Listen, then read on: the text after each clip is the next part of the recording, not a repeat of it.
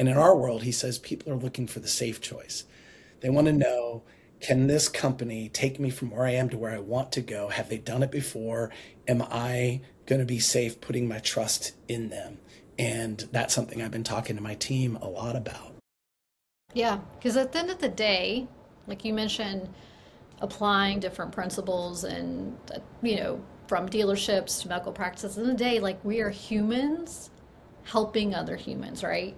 B2C, B2B, patients, clients, customers, whatever you call them, at the end of the day, it's still about helping and serving other humans. So being able to have that trust and deliver that value, which goes back to building really good relationships and saying what you're going to do and being honest about that and being transparent. Like these are the things we do really well. The things that we were not a good fit for you is this, and we would recommend you Somebody go, else. yeah, which Yeah. is huge. And I think that, like you hitting on that, is a lot of businesses get so distracted by having to oversell and overpromise, like do the dog and pony show because they want to win that client or customer.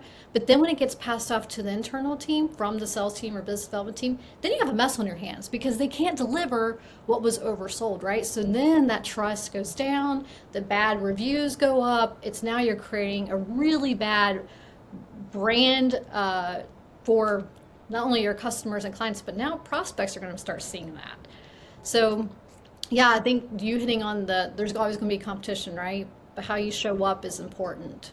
I remember John Wooden is a famous basketball coach, and his book, They Call Me Coach, is, 70, 60 years old now, probably. But the principles are amazing. And what he used to say, probably the all time winningest college basketball coach, and he used to say, I don't really scout the competition.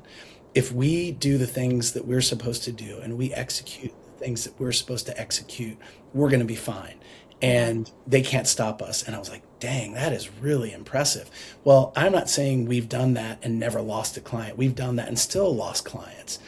But the odds are much better that people aren't going to take phone calls because they're confident and comfortable working with the team. And yet, just in the last week or two, I've had a conversation with somebody that said, well, this isn't what you said was going to happen. It was a client. And I went back and looked at my notes from August and July when the sales process was happening. And I had written all the notes and said exactly the same things then that I had said to them last week. And they were frustrated because they didn't like what I had to say.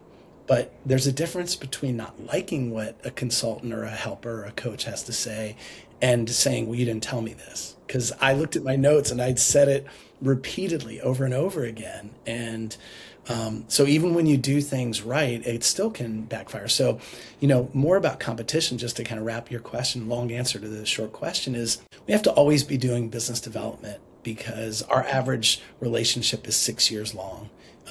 And that's great. And I wish they were longer. I think about the clients that don't work with us anymore that I know we could help and I know we would have helped, but we have to always be talking to new clients because somebody else is always coming and talking to the clients that we're talking to. And you hopefully build a wall of service around some of those people. But things change and people change and circumstances change, which goes back to what your point was about talking to entrepreneurs. Yeah, that top of funnel awareness, that's like always be working that, right? Top of funnel, brand awareness, always, always, always, always have that on.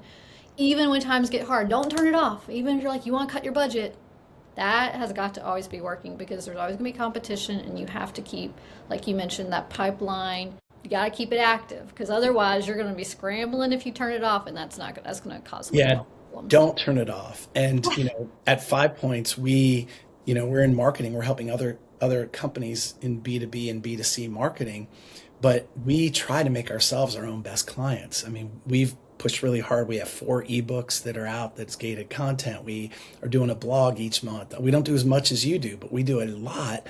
And it's really hard to be, the old saying about the cobbler who has the kids with no shoes or the painter with the unpainted house. Yeah. So people in marketing, you have to apply the same things that you're telling other people to do. And I see that a lot where it is really hard. You want to just say, oh, I don't have time to do that. But you don't have time to not do that.